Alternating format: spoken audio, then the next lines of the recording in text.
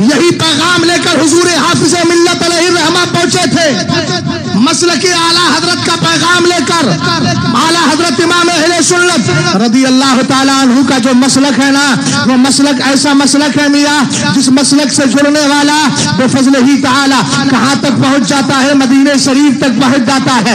حافظ ملت اس راز کو جانتے تھے۔ حافظ ملت علیہ الرحمہ کی زندگی کو دیکھنا ہے تو پہلے اعلیٰ حضرت کی زندگی دیکھو تاکہ آپ کو کمیونیکیشن مل جائے۔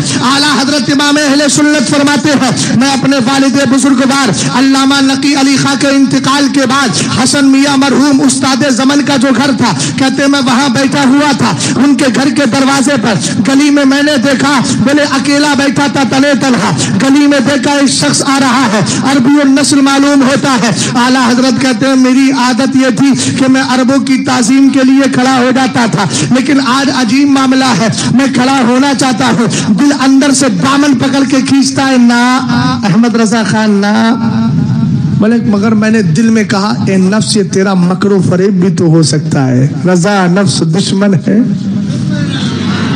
اعلیٰ حضرت کہتے ہیں میں نے اپنی عادت کو باقی رکھا، کھڑا ہو گیا، کھڑا ہوا، جب عربی النسل آیا میں نے بٹھا لیا، بیٹھ گیا، میں نے پوچھا نام، کہنے لگا عبد الوہاب، میں نے کہا جگہ نجد۔ اعلیٰ حضرت کہتے پھر تو میں ایک دم عجیب سی کیفیت ہو گئی، اس طرح بھی کیفیت۔ پھر بولے اعلیٰ حضرت کہتے میں نے وہابیہ سے متعلق مسائل پر اس سے بات کی تو میرے امام کا جملہ ہے، ملفوظ شریف کے اندر یہ واقعہ ذکر کیا اعلیٰ حضرت کا۔ امام اہل سنت فرماتے اتنا بڑا وہابی نکلا، اتنا پکا وہابی نکلا، اتنا بڑا وہابی کہ انڈیا کے وہابی اس کے شاگردی اختیار کرتے۔ اعلیٰ حضرت امام اہل سنت فرماتے ہیں نبی کا جب بھی ذکر آتا تو ذکر سے پہلے، نبی کے نام سے پہلے نہ کوئی تعظیم کا کلمہ بولتا اور نہ نبی علیہ السلام کے نام کے بعد درود پڑھتا۔ بولے میں اس کو سمجھاتا لیکن نہیں ماننا ہے، جب اس نے ضد کی میں نے بھی ضد کر لی، میں نا اب کی اگر تو نے میرے مصطفیٰ کا نام بغیر درود کے لیا تو اچھا نہیں ہوگا۔ تو بولے ضد کرنے پر کہنے لگا اقولو لقولی کا صلی اللہ تعالیٰ علیہ وسلم، چل تو کہہ رہا ہے تو میں کہہ دیتا ہوں صلی اللہ علیہ وسلم۔ اعلیٰ حضرت امام اہل سنت رضی اللہ تعالیٰ عنہ، ذرا غور کرنا سنی مسلمانوں، یہ ممبئی ہے، ممبئی گھال میل بہت چلتا ہے، گھال میل، ارے کیا فرق پڑے گا، کھا لیا تو کونوں فرق نہیں پڑنے والا۔ ہم نے کہا کونوں فرق چھوڑ، بڑھ کا فرق پڑ جائے گا، سب کچھ ہاتھ سے چلا جائے گا۔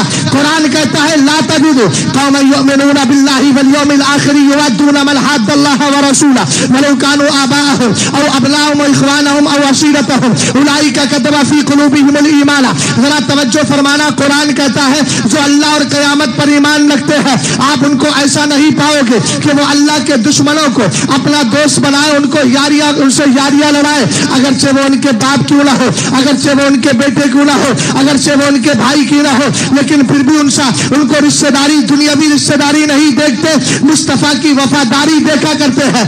آقا کریم علیہ السلام کے دیوانوں، اعلیٰ حضرت فرماتے ہیں میں نے اس سے کہا کہ اب میرے پاس سے چلا جا، جاتے جاتے کہتا ہے مولانا رخصتانہ دے دو، جا رہا ہوں کم سے کم کچھ کرایہ بھاڑا دے دو۔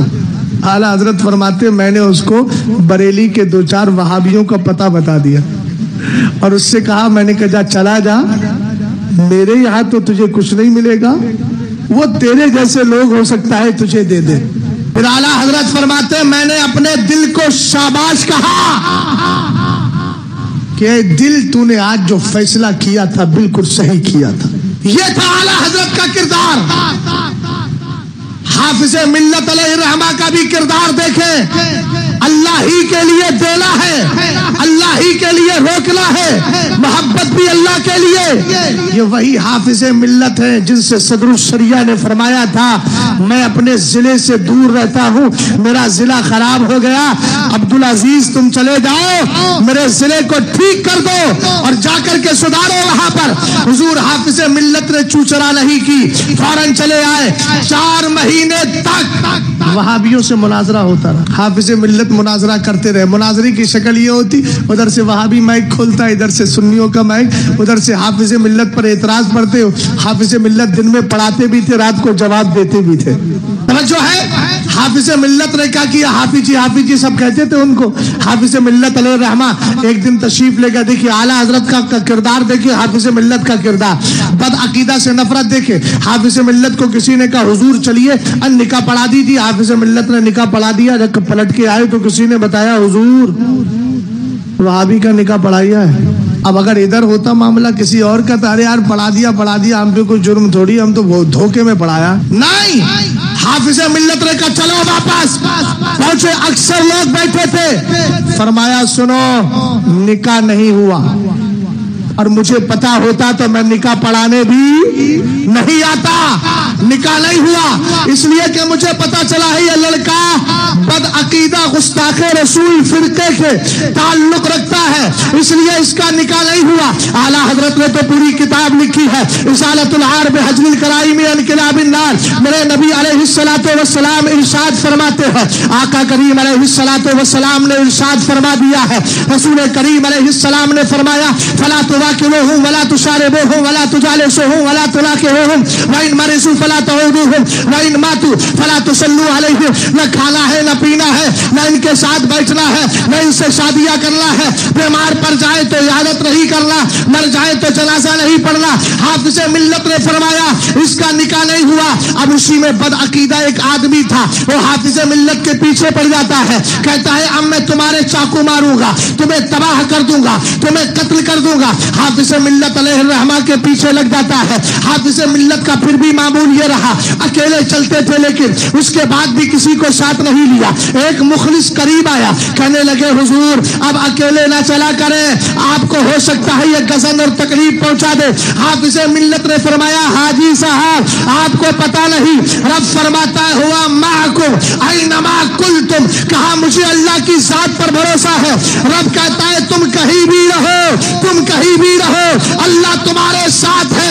अगर तुम सच्चे मोमिन हो ना, सच्चे खुश अकीदा हो, तो याद रखना अपने अकीदे पे जमे रहो।